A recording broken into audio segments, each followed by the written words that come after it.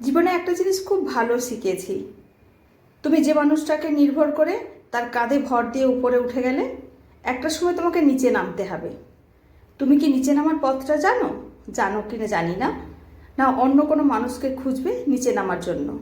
কিন্তু যে মানুষটার কাঁধে ভর দিয়ে তুমি উপরে উঠেছো সে মানুষটা কিন্তু জানি কাকে তুলতে হয়, কাকে নিচে নামাতে হয়।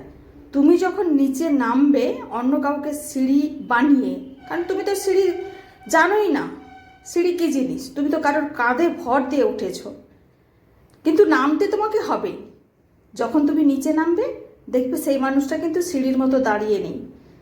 সে জানে কোন পথ দিয়ে কাকে তুলতে হয়, কোন পথ দিয়ে কাকে নামাতে হয়, সে সবটাই জানে। কিন্তু তোমাকে নিচে নামতেই হবে। তুমি নিচে নেমে এসে সেই মানুষটাকে কিন্তু পাবে না। সে মানুষটার ঘাড় শক্ত, সে মানুষটা জানে কিভাবে নামতে হয়, কাকে উঠাতে হয়, কিভাবে উঠতে হয়, কিন্তু সে তখন বুঝে যায়